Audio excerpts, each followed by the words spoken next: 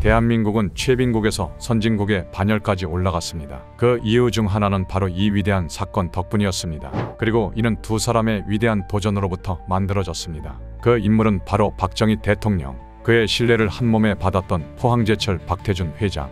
전 세계 전문가들의 비웃음 속에서 한국이 어떻게 철강 강국으로 거듭났는지 그 위대한 스토리를 바로 공유합니다. 지금 바로 자유의 깃발 채널의 좋아요와 구독을 누르시고 그 기적의 비화를 따라가 봅시다. 1960년대 초반 대한민국은 정말 암울한 상황이었어요. 6.25 전쟁이 끝난 지 10년도 안 됐죠. 나라 전체가 폐허였고 국민 1인당 GDP는 고작 80달러. 지금 가치로 환산해도 엄청나게 낮은 수준이에요. 당시 미국은 3,000달러, 일본은 500달러였으니 한국은 아프리카의 가난한 나라들과 비슷했어요. 도로, 전기, 수도 시설은 턱없이 부족했고 공장은 거의 없었어요.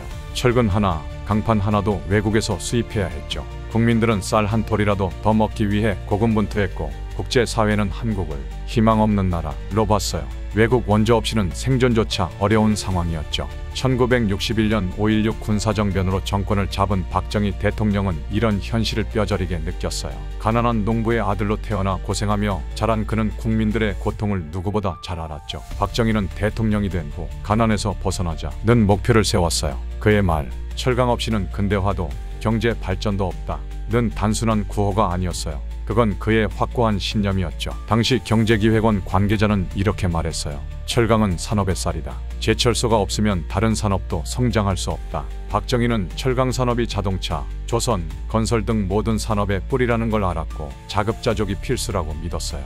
철강은 왜 그렇게 중요했을까요? 철은 현대 산업의 심장이에요. 자동차, 배, 건물, 심지어 군사 장비까지 철 없이는 아무것도 만들 수 없죠. 당시 한국은 철강을 100% 수입에 의존했어요. 1958년부터 상공부 산하 철강자문위원회가 종합제철소 건설을 논의했지만 돈도 기술도 없어서 번번이 무산됐죠. 1961년 민주당 정부도 동해안에 제철소를 지으려 했지만 반명 정권으로 계획은 물거품이 됐어요. 박정희는 달랐어요. 그는 제철소를 단순한 공장이 아니라 국가의 운명을 바꿀 열쇠로 봤어요. 1962년 제1차 경제개발 5개년 계획을 세우면서 종합제철소를 핵심 과제로 삼았죠. 하지만 문제는 돈과 기술이었어요. 제철소 하나를 짓는데 당시 한국 연간 예산 3억 달러의 절반 이상인 2억 달러가 필요했어요. 게다가 기술자도 경험도 없었죠. 외국 전문가들은 한국이 제철소를 꿈도 꾸지 마라 며 비웃었어요. 박정희는 측근들에게 이렇게 말했다고 해요. 이 제철소가 성공하지 않으면 나도 이 나라도 끝이다. 그는 제철소를 국가의 생존 문제로 여겼어요. 1965년 박정희는 포항제철의 종잣돈을 마련할 기회를 잡았어요. 바로 한일협정입니다. 1965년 6월 한국은 일본과 한일협정을 체결하며 청구권 자금 3억 달러의 무상 차관과 3억 달러 유상 차관을 받았죠. 이 돈은 원래 농업 지원이나 피해 보상으로 쓰일 예정이었지만 박정희는 과감히 이를 제철소 건설에 투자하기로 했어요. 이 결정은 당시 엄청난 논란을 일으켰어요. 많은 국민이 피해 보상금을 왜 공장에 쓰냐 며 반발했죠. 같은 해 5월 박정희는 미국 피츠버그 철강단지를 방문했어요. 거대한 제철소를 보며 그는 확신을 얻었죠. 그는 미국 제철소 기술 용역 회사 코퍼스의 포이 회장을 만나 국제제철차관단 KISA 구성을 제안받았어요. 그리고 이 프로젝트의 책임자로 박태준을 지목했죠. 박태준은 대한중석 사장 시절 적자 기업을 흑자로 전환한 실력자였어요. 박태준은 훗날 회고록에서 이렇게 썼어요. 박정희 대통령은 내게 제철소를 지어야 나라가 산다고 말했다. 그는 제철소를 국가의 운명으로 여겼다.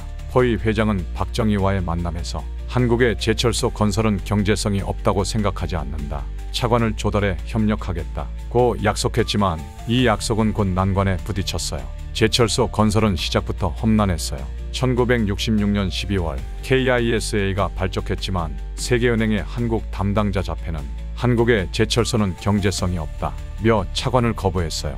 미국, 일본도 비슷한 반응이었죠. 한국 같은 가난한 나라가 무슨 제철소를 운영하겠냐? 는 냉소가 쏟아졌어요. 박태준은 1968년 4월 1일 서울 명동 유네스코 회관에서 포항종합제철 주식회사를 창립했어요. 하지만 창립식은 초라했죠. 직원 39명만 참석한 조촐한 행사였어요. 자금도 기술도 없었고 외국 지원도 끊겼으니 앞이 캄캄했죠. 박태준은 1969년 1월 피츠버그에서 포이 회장을 다시 만났지만 KISA는 세계은행 보고서를 근거로 지원을 거부했어요. 이때 박태준은 하와이로 돌아오는 길에 하와이 구상을 떠올렸어요. 대일 청구권 자금을 제철소에 집중 투자하고 일본의 기술과 차관을 끌어오는 전략이었죠. 그는 일본 정치인 야스오카와 일본철 강연맹을 설득하기 시작했어요. 박태준은 이렇게 회고했어요. KISA의 거절로 낙담했지만 하와이 해변을 걷다 청구권 자금을 활용해야겠다는 생각을 했다. 일본을 설득해야 했다. 그의 노력으로 일본 정부와 철강연맹은 협력을 약속했어요. 1968년 5월 20일 포항 영일만의 모래밭에 롬멜하우스라는 임시 지휘소가 세워졌어요. 포항은 천혜의 항구 조건과 경부고속도로 접근성 덕분에 제철소 입지로 선정됐죠. 삼척, 묵호, 속초, 울산 등 경쟁 지역을 제쳤어요. 하지만 건설 과정에서 정치적 외압이 심했어요. 일부 정치인들이 설비 구매 과정에서 리베이트를 요구했죠. 박태준은 이를 막기 위해 박정희에게 도움을 요청했고 박정희는 종이 마패라는 친필 서명 문서를 줬어요. 이 문서에는 포항제철이 일본기술협력단과 협의해 공급업체를 결정하며 정부가 이를 보증한다 는 내용이 담겼어요. 박태준은 직원들에게 이렇게 말했어요. 이 제철소는 우리 선조들의 피해 대가인 대일 청구권 자금으로 짓는다.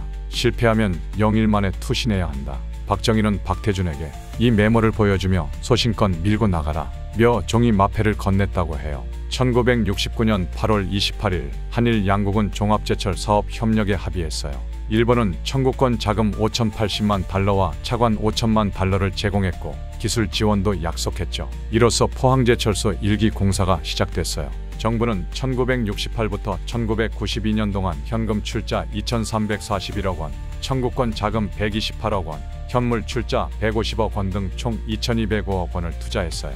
박태준은 일본과의 협상에 대해 일본은 한국 제철소가 자국 시장을 위협할까 걱정했지만 청구권 자금의 상징성과 우리의 의지를 강조하며 설득했다고 회고했어요. 박정희는 협정 체결 후 이제 시작이다. 제철소가 완공되면 한국은 새롭게 태어날 것이라고 말했다고 전해져요.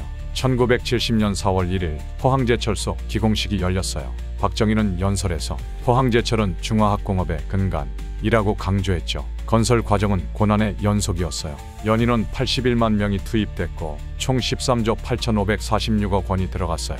이 중 47.7%가 정부 지원으로 조달됐죠. 놀랍게도 포항제철은 선진국 기업들의 경쟁 덕분에 설비를 저렴하게 구매했어요. 1970년대 선진국에서는 제철소 건설이 줄어들었고 한국 시장을 잡으려는 기업들이 가격 경쟁을 벌였죠. 1973년 6월 9일 드디어 포항제철소 1고로에서 첫 샘물이 나왔어요. 현장에 있던 직원들은 만세를 부르며 울었어요.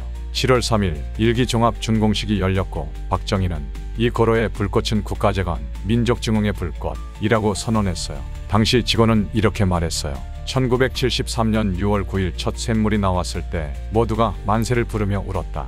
그건 단순한 철이 아니라 희망이었다. 박태준은 준공식에서 박정희와 대화하며 임자, 수고했어 라는 말을 들었고 이 불꽃을 끝까지 짊어지고 가겠습니다 라고 답했다고 해요. 박정희는 연설에서 박태준의 이름을 3번 언급하며 그의 헌신이 없었다면 이 기적은 불가능했을 것이라고 치하했어요. 포항제철은 단순한 공장이 아니었어요. 한국 최초의 일관제철소로 철광석에서 최종 제품까지 모든 공정을 한 곳에서 처리했죠. 이로 인해 운송비와 시간이 절감됐고 산업 효율성이 높아졌어요.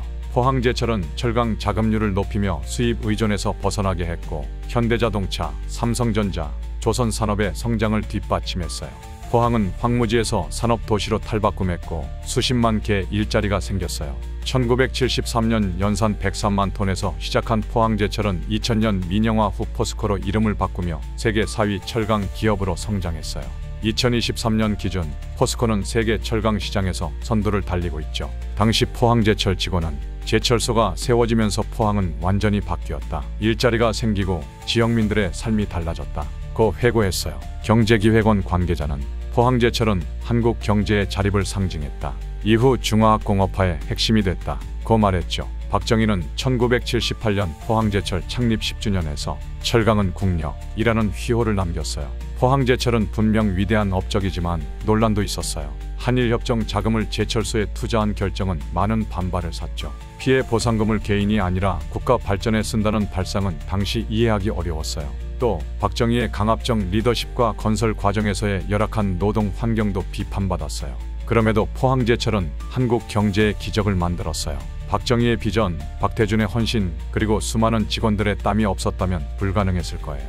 자, 여러분, 오늘 우리는 박정희 대통령이 왜 포항제철에 목숨을 걸었는지, 그리고 그 기적의 과정을 살펴봤어요. 가난한 나라, 불가능하다는 비웃음 속에서 시작된 이 프로젝트는 한국을 세계 경제 대국으로 이끈 첫걸음이었죠. 박정희의 집념, 박태준의 리더십, 그리고 영일만의 쇳물은 우리 모두의 자부심이에요. 여러분은 이 이야기에 대해 어떻게 생각하시나요? 박정희와 포항제철의 유산을 어떻게 평가하시겠습니까? 댓글로 여러분의 생각을 나눠주세요.